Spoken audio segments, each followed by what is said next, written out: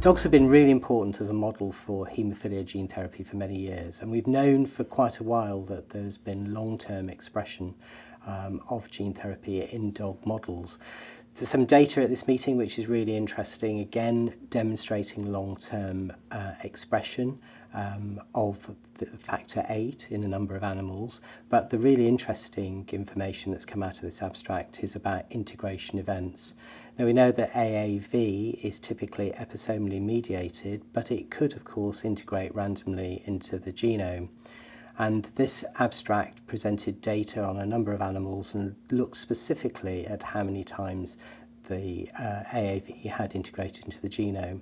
And essentially they found that there were a lot of events in absolute numbers. It sounds a lot, greater than 2,000, all unique events.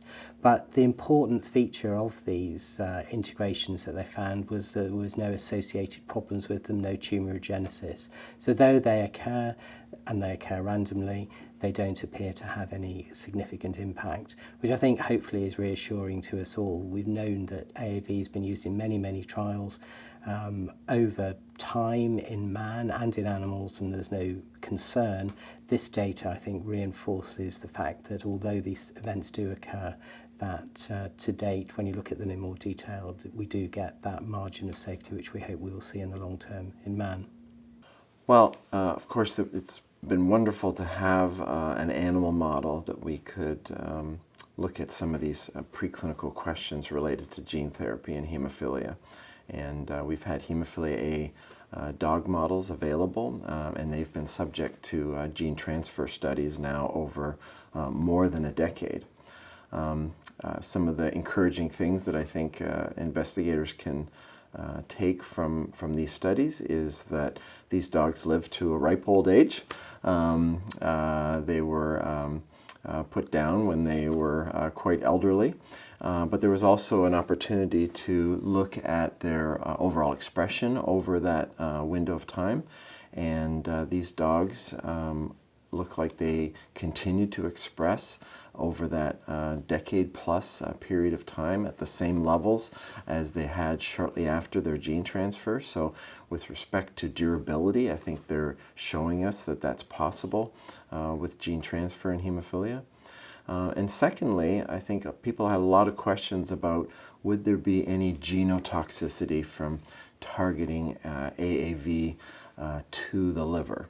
And so people have had questions about, is this likely to show any toxicity in the liver? And secondly, is there any risk for oncogenesis? Now that these dogs have had an opportunity to have specimens obtained from their livers, we've seen the data now to show that their livers are just showing traditional dog old age changes in their liver.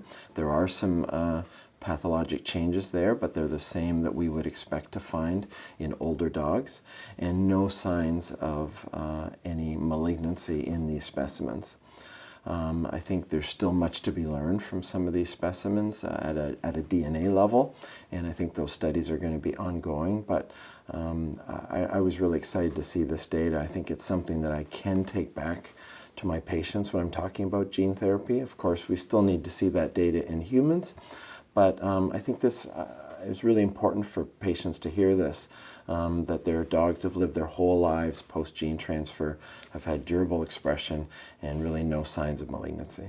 So it's a very fascinating environment, obviously in parallel with the preclinical studies that were performed in animals. We do have studies that were performed in humans, but what we've learned from the dog studies is that it would seem that there is integration which we obviously suspected may happen because the gene expression that we use is episomal, but it has the potential to integrate.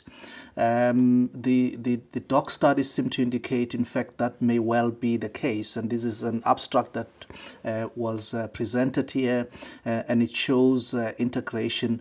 But we have not seen translation into pathology as yet, even though we are seeing integration. And most of us, in fact, are watching very carefully the follow-up of these dogs to see if they do actually translate into something sinister, such as carcinogenesis, for example.